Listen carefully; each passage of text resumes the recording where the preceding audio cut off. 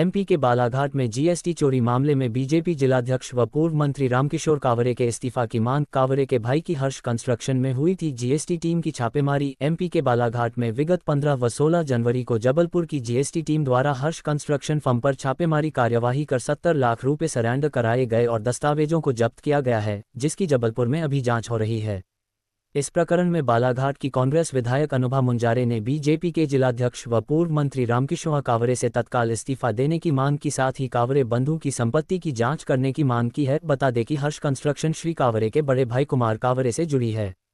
विधायक अनुभा मुंजारे का कहना था कि हर्ष कंस्ट्रक्शन में बीजेपी जिलाध्यक्ष व बड़े भाई संयुक्त रूप से जुड़े हुए हैं और उनका पूरा कारोबार संयुक्त है, जिसमें राइस मिल का संचालन, ऑयल फैक्ट्री भी शामिल है। श्री कावरे जब से विधायक बने तब से उनके पास अकूट संपत्ति बढ़ी है, जिसकी जांच होने चाहिए। टैक्स चोरी के साबित होने से यह स्पष्ट हो गया कि वे शासन को ही चपत लगा रहे तो आमजन को कितना दबाव बनाते हुए चपत नहीं लगाते होंगे। विधायक अनुभा मुंजारे ने कहा कि रामकुमार कावरे बड़ी बड़ी बातें करते हैं और बीजेपी में बड़ी नैतिकता की दुहाई होती है।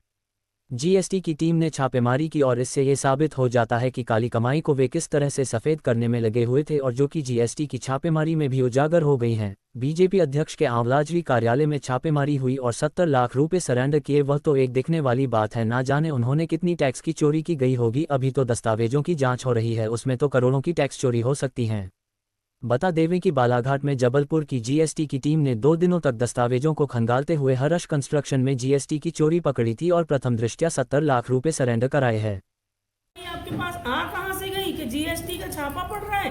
बालाघाट जिले के लिए काला दिन है।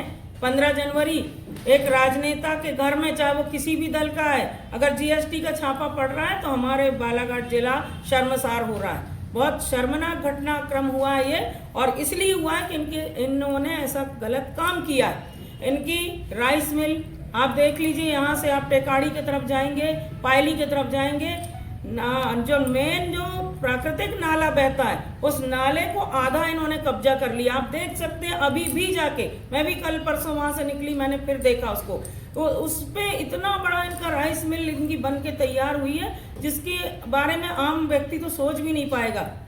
इनकी ऑयल कंपनी थी K9, अभी बंद हो गई है, मुझे सुनने में आया कि वो बंद हो गई है। तो लगातार इनके व्यापार में बढ़ोतरी हुई है।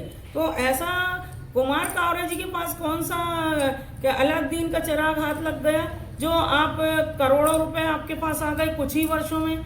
आज ऐसा कितना पैसा आपके पास कैसे आ गया, कहां से आ गया कि आप करोड़ों रुपए की कहना चाहिए जीएसटी चोरी करने लग गए?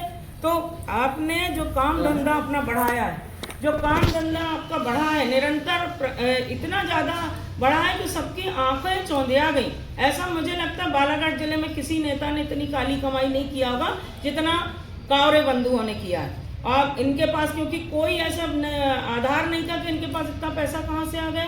और इनकी एक सहयोगी कंपनी और है वैनगंगा कंस्ट्रक्शन, उसमें भी छापा पड़ा है, उसकी भी जांच पड़ताल हुई है जीएसटी का। वो लोग भी कौन है? वो भी तो रामकिशोर कावरे और कुमार कावरे के ही लोग हैं, खास लोग हैं। तो ये लोग मिलकर हमारे बालाघाट जिले को लूट रहे हैं, हमारे बालाघाट जिले की वन संपदा को बर्बाद करने में लगे। अगर प्राकृतिक नाला जो बह रहा था उसको अगर आपने उसके साथ छेड़छाड़ की तो ये भी जांच का विषय है, और इसके दस्तावेज मैं निकलवाऊंगी, क्योंकि वर्षों से मैंने देखा है कि वो जो नाला बहता था आज वो आधा नाले पे इनका राइस मिल बन के तैयार हो चुकी है। तो कुल मिला के ये जीएसटी का जो छापा पड़ा है, इससे साबित हो गया कि कावरे बंधु जो हैं उन लोगों ने काली कमाई को सफ़ेद करने के लिए इन्होंने कई काम धंधे अपने चालू किए हुए हैं। हर्ष कंस्ट्रक्शन के नाम पर इनके इतने सैकड़ों डंपर चल रहे हैं, हम सब देख रहे हैं। दवा की इन्होंने फैक्ट्री खोली हुई, दवा की फैक्ट्री इनकी चल रही है। तो सब कहाँ से आ रहा है, कैसे आ रहा है? तो जिसके खुद के अंदर जो खुद का दामन दागदार जिसका हो, उसको दूसरे पे उंगली नहीं उठाना चाहिए।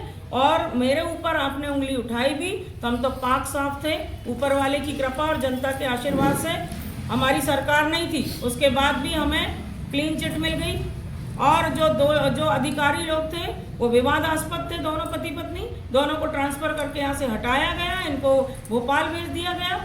अब उसके बाद आज जब भाजपा जिला अध्यक्ष उस समय तो मंच पे खड़े होकर बहुत आरोप लगा रहे थे, बड़ी बड़ी बातें कर रहे थे और हम लोगों को बहुत बुरी तरीके से अपमानित करने का काम कर रहे थे रामकिशोर कावरे। अब रामकिशोर कावरे मीडिया के सामने आकर बोले, कहें वो दलेरी से कि मेरा नहीं है ये मामला, या मैं इसमें कहीं इन्वॉल्व नहीं हूँ। आपका कार्यालय से जीएसटी क्या आपके कार्यालय में जीएसटी का छापा पड़ रहा है, इससे साबित है कि आप उसमें इन्वॉल्व हैं। और पैसा तो असली में रामकिशोर कावरे नहीं कमाया है। कुमार कावरे की कौन सी स्थिति है, या कुमार कावरे ने कौन सी ऐसी कमाई कर ली? सब जानते हैं कि ब्याज का धंधा करते हैं। वो बरवेली माइंस के गरीब मजदूरों से ब्याज में उनको पैसा देने का काम इनका रहा है, शुरू से रहा है कुमार कावरे का। लेकिन रामकिशोर कावरे जैसी विधायक बने उसके बाद इनकी संपत्ति बढ़ती गई। और मैं फिर बहुत जिम्मेदारी से आपके माध्यम से कहना चाहूंगी कि जब विधानसभा चुनाव 2023 का निर्वाचन का जब फॉर्म भरा गया प्रत्याशियों के द्वारा, तो सर्वाधिक संपत्ति जो आंकड़ा सामने आया, ये उन्होंने खुद अपना जो प्रस्तुत किया था ब्यौरा, संपत्ति का ब्यौरा रामकिशोर कावरे ने, उसमें बालाघाट जिले के सबसे ज्यादा धनाढ्य नेता के रूप में वो सामने आए। तो मैं यही कहना चाहती हूँ कि ऐसे लोग जो राजनीति को सिर्फ व्यापार बना के रखा हुआ है, ये रामकिशोर कावरे कह दें कि आप सिर्फ राजनीति में क्या व्यापार को बढ़ावा देने के लिए और काली कमाई करने के लिए क्या आप राजनीति में आए, ये आप कह दें। और या तो फिर ये कह दें कि व्यापार के लिए आप राजनीति कर रहे हैं या राजनीति के लिए आप व्यापार कर रहे हैं। ये दोनों बातें उन पर लागू होती हैं।